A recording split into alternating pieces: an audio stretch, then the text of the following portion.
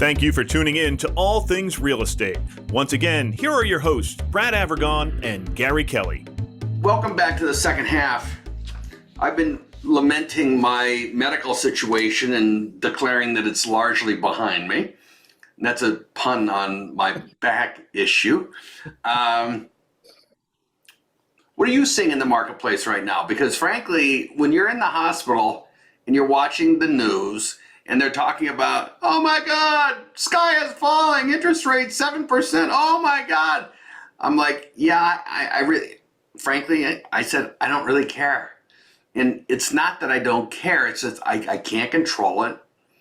My first mortgage was at 18%. So 7% doesn't sound that bad to me. Yep. And, I know that is dramatic and it reduces the buying power of some folks, but it just wasn't a priority. What are you seeing in the marketplace? So I think it actually ties into, believe it or not, Gary, what you just went through. So what you went through was kind of a little bit of a curveball. Yes, it had built up over years, but you had a life-changing event in a sense, right? You were in a lot of pain. You had to have surgery. It knocked you out for a while, and fortunately, the surgery was successful, and you were able to come back, and you can navigate stairs a little bit, as you said, more gingerly than you did before, but you're still able to function. I think that as far as the market goes, I think there's, a lot of things that happen to folks that cause changes in life. And so part of that is being able to roll with those changes as you have, and sometimes adjust your style of living. The stuff that I'm seeing for the most part is, yes, interest rates are up. Yes, prices, there's more properties on the market. And so there's a positive to that in many regards. So fortunately, as I said, you're able to navigate stairs, but there are many folks that, as they get older or they have a life-changing event, they can't navigate stairs. And so the fact that there are more ranch homes, one-level living homes available, I think is a really positive thing. And we're not necessarily in those crazy bidding wars we were a year ago, where if a property came on the market, it was going to go $100,000 or $200,000 over. So I am seeing those types of opportunities happen. As far as financing, yeah, interest rates are higher. But you know what? I'm going to tell you something. I've been telling my clients for years, never buy or not buy a home because of interest rates. And here's why. Interest rates cycle every 5 to 7 years. And if you go back in history, you'll see that. Buy a home because you need a home in a place where you can live comfortably, and try to get a mortgage payment that you can afford. If you can't afford a mortgage payment, then don't buy a house. It doesn't matter whether the interest rates are high or the interest rates are low. So when you look at a number, 7% is a number. The trick is, well, how much of a mortgage am I going to pay every month? What's that payment going to be like? And if it means that, okay, maybe you have to either downsize on the price of the property, or you have to save up a little bit more so you can afford the property you want and have a stronger down payment and make that mortgage more comfortable for you, then that's what you got to do. You adjust as life comes along. And I think that's what a lot of folks are doing. I'm still seeing folks that, people still have children, their families grow. They, if you're in a 1-bedroom condominium and you've got one child and one child on the way, or a pet, or there's not much room. You need to size up. If you're somebody that's had a big home and maybe it's a little hard to maintain, maybe now's a good time to downsize, and you got to find that property and make the finances work. I've had a lot more interest with folks that are also looking at reverse mortgages, which have no principal and interest due on them whatsoever. So there's a lot of options out there, but I think you and I spent some time last week talking about reverse mortgages. I think that 2 years ago, had you said reverse mortgage, I would have said bite your tongue. And it seems like, I don't know if I've aged into thinking they're intriguing, or if the legalities around them and some of the protections that are, I'm going to call it consumer protections, if it's making it more palatable to me. I think it's probably both, Gary. When we're young and having fun and all this other stuff, you don't think about reverse mortgages for two reasons. One is you've got, cash flows coming in, you've got other things on your mind. But the other thing is you're not eligible. You're not eligible for a reverse mortgage until you're 62 years of age. So, out of sight, out of mind. That's one thing.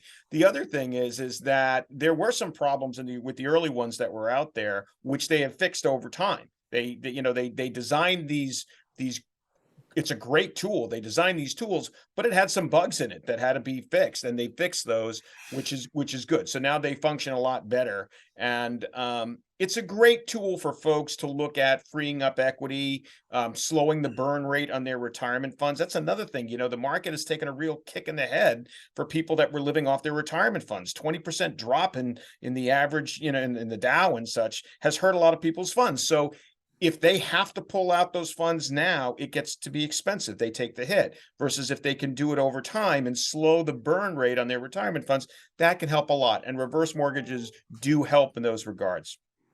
So I think those are good tools. And I think I'm hearing a lot of people talk about something called a dream mortgage. Yes, so that's another one. That's geared for first-time home buyers, or it's Mass Dream Mortgage, and it's geared to first-time home buyers or people that have not owned a home in the last 3 years. So if you sold your home 3 years ago and you've been renting, that makes you a first-time home buyer again. And there are grants, not loans, but grants up to $50,000 available for some of those folks. And there are some requirements. There's some income requirements that you have, is meaning the max income you can have in certain areas and max acquisition costs in certain areas. And I'm not going to go into details of those now, but people can reach out to me and be happy to give them that information. But it's a grant. I mean, it's free money. It's part of the stimulus that's going on to try to get things going.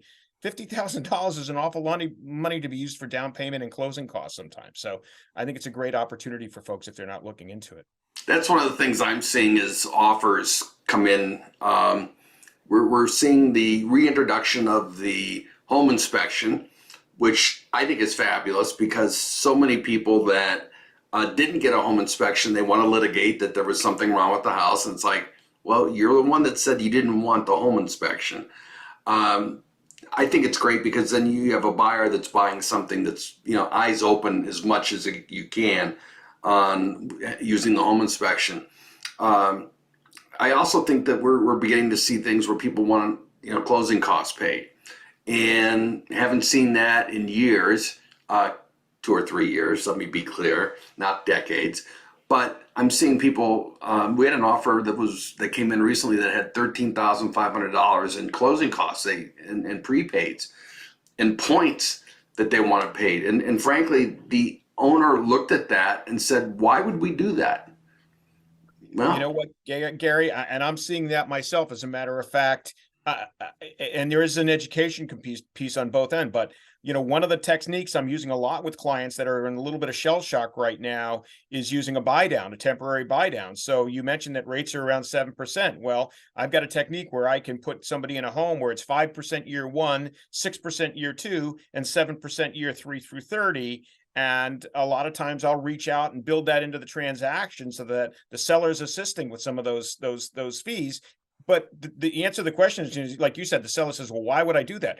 Well, because we're in a different market now, and we want to put buyers and sellers together. That's what you and I do. And the sellers obviously want to get the best price, and the buyers want to get, pay as, what they feel is reasonable for the property. In this market today, unlike what it was a year ago, we're more of a normal. That's a normal market. That's what it should be, So using these creative financing techniques, I think, is really, really important.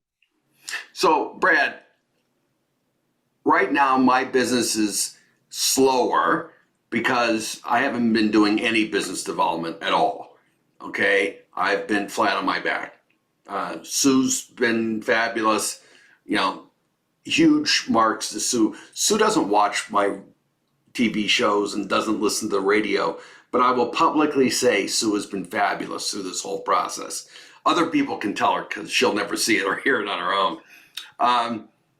But having said that, we've got to start to red all the trees and get back engaged with business development. How about from your perspective? Is it quiet, robust? What are you seeing out there? It's definitely quieter than it was. Some of it is dispelling myths, and there's a lot of misinformation out there, that the media, I mean, let's face it, there's a saying, if it bleeds, it leads. If the media can come up with negative news, they post it. And so they're crying a lot of doom and gloom. The sky is falling, the market's falling out, the bubble bursting. You and I talked about that in previous shows. You and I know that the bubble is not going to burst. We don't have enough inventory for any bubble to burst anywhere. And we're still seeing multiple offers in many situations on homes that are priced correctly. So yes, it's definitely slower. But what I'm finding is it takes a team. It takes a team to put a deal together. Creative financing on my end, creative negotiating on your end, creative pricing on your end when you're pricing a new listing. This is where you want seasoned veterans on your team if you're a home seller or a home buyer, because you need that type of advice because the market is changing. Right. It is changing. I don't see, crashes and all that. We talked about that in the last show. Don't see that at all. But at the same time, you've got to be opportunistic and have your eyes open and think about creativity. I think creativity always comes to bear on a deal, and particularly in a market that's changing like this one. Brad, if someone wants to reach you, I'm not sure why they would, but if someone wants to reach you, how would they do that?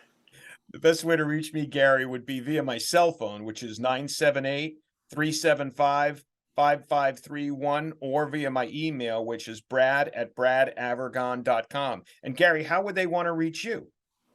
Well, if anyone chose to reach out, my number is 508-733-6005, and I can be reached at Gary@movewithgary.com. So that's our show, Brad. That's it. That's our show for the month. It was good talking to you, Brad. Good talking to you. Good seeing you, Gary. Be well. Bye-bye. Once again, thank you for watching All Things Real Estate. If you have any questions, feel free to reach out to Brad or Gary.